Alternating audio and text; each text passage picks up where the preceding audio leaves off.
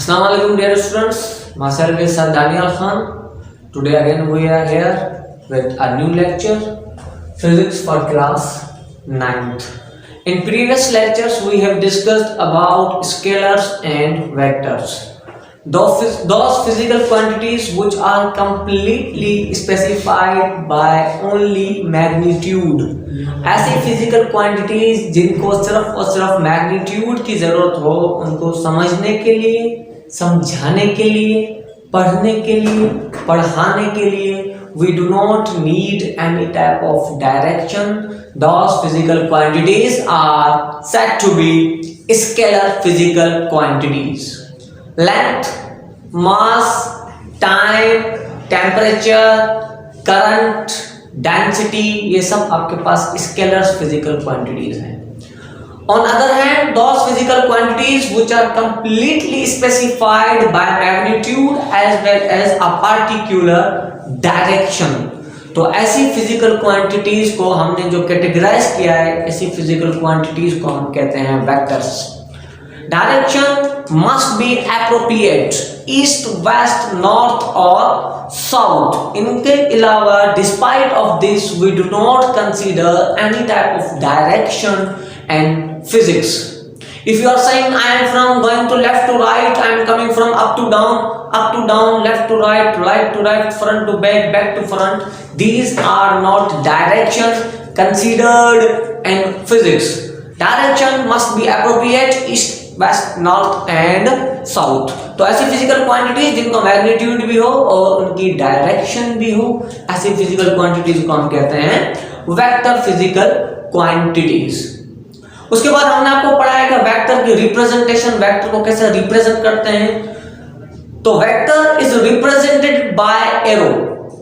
Arrow की मदद से हम किसी भी वेक्टर को ग्राफिकली रिप्रेजेंट कर सकते हैं. उस एरो के दो पार्ट्स, एक हेड ऑफ आ एरो, एक टेल ऑफ आ एरो. जो टेल होती है उसे हम इनिशियल पॉइंट ऑफ एरो कहते हैं और जो हेड होती है वो फाइनल पॉइंट. टेल से लेकर हेड तक जो लेंथ होती है एरो की, उसे हम कहते हैं वेक्टर का मैग्नीट्यूड. और जो हेड ऑफ एरो है, जहां एरो कैप लगा हुआ है, वो हमें डायरेक्शन बताएगा कि कोई वेक्टर किस डायरेक्शन में है.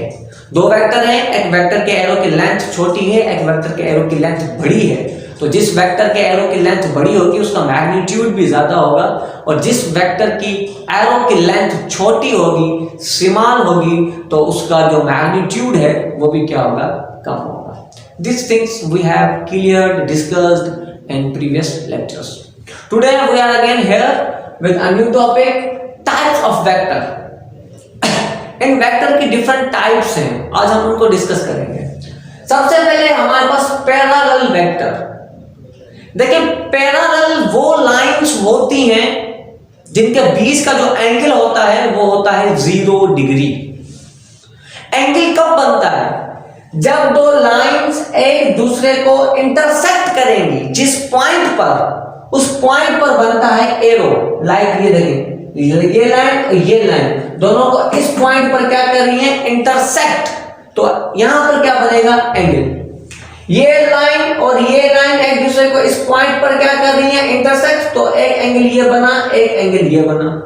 मतलब एंगल के लिए दो लाइंस का एक दूसरे को इंटरसेक्ट करना लाजमी है.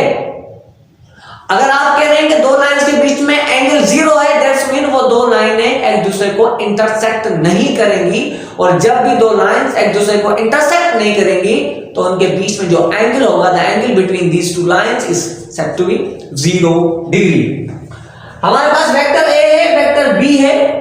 दोनों वेक्टर्स एक दूसरे को इंटरसेक्ट नहीं कर रहे, तो इनके बीच में एंगल क्या होगा, 0. ऐसे दो वेक्टर जो एक दूसरे को इंटरसेक्ट ना करें, तो ऐसे वेक्टर्स को क्या कहा जाता है, parallel vectors. If the angle between two vectors is 0, then the vector are said to be parallel vector. ये दोनों पैरेलल वेक्टर हैं, ये भी दोनों पैरेलल वेक्टर हैं. क्यों? क्योंकि ये दोनों वेक्टर एक दूसरे को इंटरसेक्ट नहीं कर रहे. इंटरसेक्ट नहीं करेंगे तो इनके बीच की डायरेक्शन क्या है, जीरो।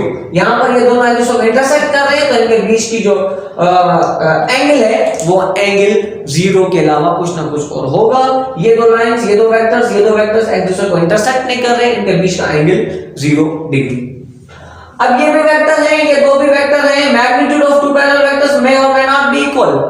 दो पैरेलल जो वेक्टर होंगे उनकी दो कंडीशंस हैं, उनके बीच का एंगल क्या होना चाहिए, 0 डिग्री, और उन दोनों की डायरेक्शन सेम होनी चाहिए। मैग्नीट्यूड अगर इक्वल है तब भी सही है, अगर मैग्नीट्यूड इक्वल नहीं है तब भी सही है। ये वेक्टर ए और ये वेक्टर बी, वेक्टर ए का मैग्नीट्यूड देखिए, लेंथ ऑफ एरो छोटी है और length of arrow vector B की ज्यादा है, दैट्स मीन इसका मैग्नीट्यूड ज्यादा है, इसका मैग्नीट्यूड कम है, लेकिन दोनों की डायरेक्शन सेम है, दोनों के बीच में एंगल 0 है, तो ऐसे दो वेक्टर्स को हम कहते हैं पैरेलल वेक्टर्स। यहां दो वेक्टर हैं, दोनों की डायरेक्शन सेम है, दोनों का मैग्नीट्यूड भी सेम है, दोनों की लेंथ ऑफ एरो भी सेम है, दोनों के बीच का एंगल भी 0, दोनों की डायरेक्शन भी सेम। ये वेक्टर भी क्या कहलाएंगे, पैरेलल वेक्टर्स। तो ऐसे वेक्टर जिनके बीच का एंगल 0 हो, ठीक, उनकी डायरेक्शन सेम हो, उनका मैग्नीट्यूड सेम हो भी सकता है, इक्वल हो भी सकता है, अनइक्वल भी हो सकता है, ऐसे वेक्टर्स को हम कहते हैं पैरेलल वेक्टर्स। उसके बाद हमारे पास है इक्वल वेक्टर्स। अब इक्वल वर्ड खुद ही बता रहा है कि वो क्या है। इक्वल मतलब if the vectors are equal in magnitude and same in direction then the vectors are said to be equal. ऐसे वेक्टर जिनका मैग्नीट्यूड भी सेम हो, उनके बीच में जो डायरेक्शन हो वो भी सेम हो, तो ऐसे वेक्टर्स को हम कहते हैं इक्वल वेक्टर्स। ये देखिए, वेक्टर ए और वेक्टर बी दोनों का मैग्नीट्यूड भी सेम है, दोनों की डायरेक्शन भी सेम है, तो हम कहेंगे वेक्टर ए और वेक्टर बी क्या है, इक्वल वेक्टर्स हैं। यहां पर देखिए, वेक्टर ए और वेक्टर बी दोनों क्या है, इक्वल है, दोनों का मैग्नीट्यूड भी सेम है, दोनों की डायरेक्शन भी सेम है, दोनों की लेंथ ऑफ एरो भी सेम है, तो these two vectors are said to be equal vectors. ठीक, मतलब equal in magnitude, same in direction, the vector are said to be equal vector. यहां पे नोट करने वाली बात क्या है, what is the differentiate between parallel vector and equal vector. देखिए, इक्वल वेक्टर के बीच में भी एंगल क्या है, 0। पैरेलल वेक्टर्स के बीच में भी एंगल क्या होता है, 0। लेकिन पैरेलल में वेक्टर्स का मैग्नीट्यूड सेम हो भी सकता है, सेम नहीं भी हो सकता, लेकिन इक्वल वेक्टर में हमेशा मैग्नीट्यूड क्या होगा, सेम होगा। हमेशा मैग्नीट्यूड दोनों वेक्टर्स का क्या होना चाहिए, सेम होना चाहिए। अगर मैग्नीट्यूड सेम नहीं होगा तो वो इक्वल वेक्टर्स नहीं कहलाएंगे। तो इसमें इसलिए मैंने यहाँ पे नोट लिखा है, right then all equal vectors are always parallel। देखो, ये दोनों इक्वल वेक्टर्स हैं, ये दोनों इक्वल वेक्टर्स हैं, दोनों के बीच का एंगल 0 है, तो ये दोनों इक्वल तो हैं, उसके साथ साथ पैरेलल भी हैं। ये दो वेक्टर्स इक्वल तो हैं, लेकिन उसके साथ साथ पैरेलल भी हैं। सर खाली आगे बात समझ में, all equal vectors are always parallel। जितने भी इक्वल वेक्टर्स हैं वो हमेशा क्या होंगे, पैरेलल हो सकते हैं, लेकिन always remember, जितने भी पैरेलल वेक्टर्स हैं ये हमेशा इक्वल नहीं हो सकते, क्योंकि पैरेलल वेक्टर में मैग्नीट्यूड सेम हो भी सकता है और नहीं भी हो सकता, लेकिन इक्वल में हमेशा मैग्नीट्यूड क्या रहेगा, सेम रहेगा। इसके बाद हमारे पास है अनइक्वल वेक्टर्स। अनइक्वल वेक्टर्स वो वेक्टर्स होते हैं जिनका मैग्नीट्यूड भी सेम ना हो और जिनकी डायरेक्शन भी सेम ना हो, ऐसे वेक्टर्स को हम कहते हैं अनइक्वल वेक्टर्स, है ना। इधर देखिए बेटा, not equal in magnitude, not equal in direction, unequal vectors। ऐसे दो वेक्टर जिनका मैग्नीट्यूड भी सेम ना हो और उनकी डायरेक्शन भी सेम ना हो, ऐसे वेक्टर्स को हम कहेंगे अनइक्वल वेक्टर्स। ये वेक्टर बी, इसकी लेंथ ज्यादा है, इसका मैग्नीट्यूड ज्यादा। ये वेक्टर है, इसकी लेंथ कम है, इसका मैग्नीट्यूड कम। इसकी डायरेक्शन ईस्ट में है, इसकी डायरेक्शन नॉर्थ में है, दोनों को ना तो मैग्नीट्यूड सेम है ना तो डायरेक्शन सेम है, तो ऐसे वेक्टर कहलाएंगे अनइक्वल वेक्टर्स। ये दो वेक्टर्स, इसका मैग्नीट्यूड ज्यादा, इसका मैग्नीट्यूड कम, मैग्नीट्यूड भी इक्वल नहीं है, इसकी डायरेक्शन टुवर्ड ईस्ट है, इसकी direction toward north of east है, तो दोनों की मैग्नीट्यूड भी सेम नहीं है, दोनों का डायरेक्शन भी सेम नहीं है, तो ऐसे वेक्टर्स को हम कहते हैं अनइक्वल वेक्टर्स। और हमारे पास है anti parallel vector. Vector. Anti parallel word physics में सुनते ही आपके जहन में आ जाना चाहिए कि जब भी एंटी पैरेलल वर्ड यूज होगा तो वहां पे जो एंगल यूज करते हैं मोहम्मद थीटा बराबर होती है 180 डिग्री। पैरेलल मतलब 0 डिग्री, परपेंडिकुलर मतलब 90 डिग्री, एंटी पैरेलल मतलब 180 डिग्री। और इस 180 डिग्री का जो मकसद है फिजिक्स में वो सिर्फ वेक्टर की लैंग्वेज में इसको हम यूं समझ सकते हैं, जहां भी वर्ड एंटी पैरेलल यूज हो तो दो बातें आपको समझनी है वहां पर। सबसे पहले कि उन दो वेक्टर्स के बीच में एंगल क्या होगा 180 डिग्री, और जब भी दो वेक्टर्स के बीच में एंगल 180 डिग्री होता है तो उनकी डायरेक्शन हमेशा क्या होती है, एक दूसरे के अपोजिट होती है। एक दूसरे के डायरेक्शन क्या होगी, हमेशा अपोजिट होगी। एक वेक्टर अगर नॉर्थ की तरफ है तो दूसरा वेक्टर साउथ की तरफ होगा, अगर दो वेक्टर एंटी पैरेलल है। और जब भी दो वेक्टर एंटी पैरेलल होते हैं दोनों की डायरेक्शन अपोजिट होती है और दोनों वेक्टर्स के बीच का जो एंगल होता है वो होता है 180 degree. Anti parallel vector angle कितना होगा 180 डिग्री, मतलब अपोजिट इन डायरेक्शन।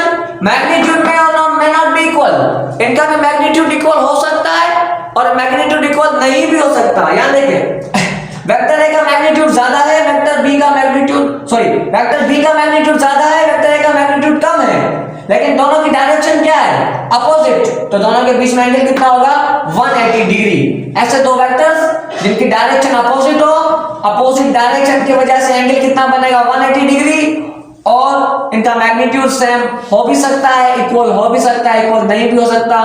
ऐसे वेक्टर्स, दो वेक्टर्स को हम क्या कहते हैं, एंटी पैरेलल वेक्टर्स। ये दो वेक्टर्स ये भी क्या हैं, एंटी पैरेलल वेक्टर्स। ऐसे दो वेक्टर्स जिनका बीच में एंगल कितना हो 180, एंगल 180 का मतलब होता है अपोजिट एंड डायरेक्शन।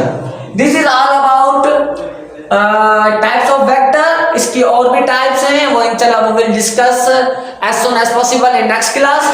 आपको इनके नोट्स बनाने हैं, इनको फेयर करना है, इनके कॉन्सेप्ट समझने हैं, और जो भी क्वेश्चन हो आप एज अ कमेंट मुझसे पूछ सकते हैं। तब तक के लिए अल्लाह हाफिज, इंशाल्लाह meet again as soon as possible. Take care, Allah हाफिज।